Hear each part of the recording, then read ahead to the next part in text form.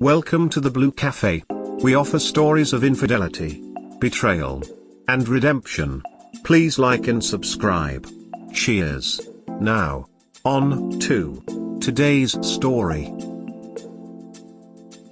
Wife cheated on me for the second time. We have small kids. I don't know what to do. Needs support. So it sucks writing this, but I don't really have a good support group, so I thought I'd get some advice here. Backstory: we have been married for 11 years. We are in early 30s. 4 years ago I found out she cheated on me with her coworker, and it was going on for a few months. I felt at that point in our relationship we were checked out and going through the motions, but I was still super devastated when I found out and really didn't know what to do. I pretty much cried for a whole month at the thought of not getting to see my kids every day. I grew up in a broken family and lived with my mom, and it really sucked to be caught in between them. So I didn't really want that for them. She denied everything at first, and I rode the truth trickle train for a few days as I found more evidence. She sucked at covering up her tracks. There was betting and kissing, but she promised they never had sex. So we reconciled and did the whole 9 yards, marriage counselling, we went back to church, she quit her job, we moved towns, and we really started to turn the corner. I thought I was gonna have a success story. So much for that. Incident number 2, it's been a tough 6 months in our relationship with COVID and whatnot. Nothing crazy, but just little arguing here and there. Nothing like the warning signs of the first time it happened. In January she ended up getting a job for the first time since the last incident. I felt like I could trust her, and she seemed really remorseful over the past few years. But then I saw a red flag a couple of weeks ago when she wanted to go out with her girlfriend from work, and she was kinda just short in the details, and then she was gone for like 6 hours. I questioned her about it, and she made me feel like shit for even thinking she was doing anything. Then last night another red flag popped up when she went to go shopping with her mom and the kids, but then I didn't hear anything back all night. So I tried calling her around midnight, but no answer, and she turned off her location services. Finally after 1 AM I get a call that she fell asleep with her mom and that she was on her way home with my daughters.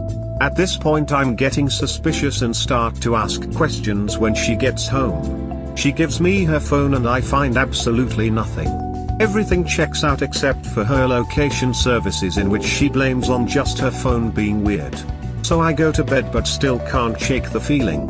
So I start to dig more with phone records, and then I finally get a hold of deleted messages she forgot to delete from her computer. And man, did it hit hard. Not only that, but I was just about to sweep it under the rug as I was paranoid. But apparently she's been talking to this 18-year-old boy from work for the last month or so. She was with him and another girl that night. She went to dinner, and last night she had her mom watch the kids while she met with this dude alone at a house he was sitting in. I confronted her this morning and she denied everything until I gave her pieces of the truth, and then she started to confirm those things. I have no hard evidence that anything physical happened like last time, and it looks like it was emotional cheating. She swears nothing physical happened and she was getting emotionally attached. So now I'm sitting at home. She's asleep on the couch and I don't know what to do. She doesn't want to leave and is kinda waiting for me to make a decision on whether or not I want a divorce. It's all on me, yeah. Worst part, my 9-year-old overheard and told me he doesn't want me to divorce her. Thanks for reading. Edit. Worst part about it is that we just got back from a weekend trip, celebrated our 11-year anniversary on Monday, and have been planning details for a vacation in May. Kinda shell-shocked if it wasn't for the first time. She said she messed up, and she's messed up in the head and needs help. Yeah, nothing physical happened. Sorry mate, you already know the answer to that. I'm sure they met alone at a house just to hold hands. My WW said just as stupid things to try to minimize. Guess what found out later? You guessed it. Here's the thing, 1 time and you can believe your wife could change.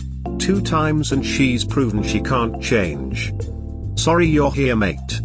New town, same behavior. It is her. You can't trust her, too many lies. If her mom is okay with helping her cover for an affair, then she won't mind her coming to stay. Man, you really can't trust her to leave the house, can you? I mean, 2 jobs, 2 co-workers, 2 affairs. Look at it like this, it took her less than a month to cheat on you. It's not even April and she has been cheating for a month. You really need to get out of there. She won't stop. She doesn't even sound like she really cares.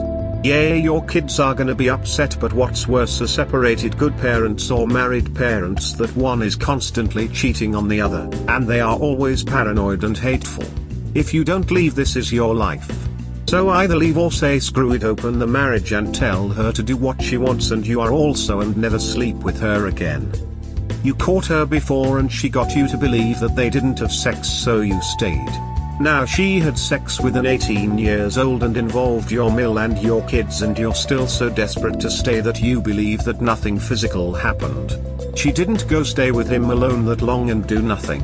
She tried gaslighting you and you only found out BC she slipped up with the deleted messages. You even saw a message telling her to delete the texts. It doesn't even sound like she's remorseful, since she's waiting for you to decide whether to stay or divorce, and she's making excuses for her behavior.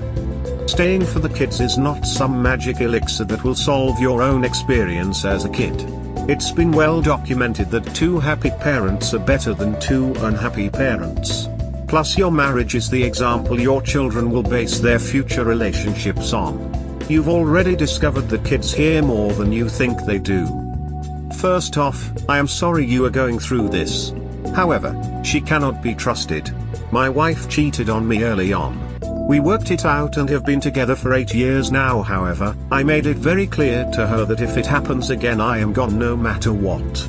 It is time for you to look deep in your soul and push forward with a divorce. She wants a divorce but would rather cheat on you and make you choose divorce instead of her. She is immature and this will get ugly, unfortunately. Remember to keep the kids' best interest in mind when you go through this.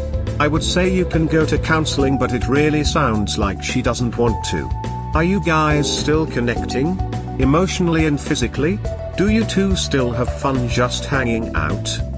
Yes, we just got back from a weekend trip 2 weeks ago and celebrated our anniversary on Monday, grimacing face. So you're rewarding her for screwing this guy. And you celebrate her screwing another guy? No more vacations, no more anniversaries.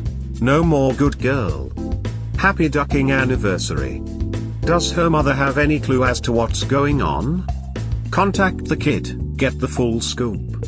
I did. He was pretty scared and didn't give any new info. He said nothing happened, but I also saw texts of him telling her to delete the messages. Can't trust nobody these days, lol.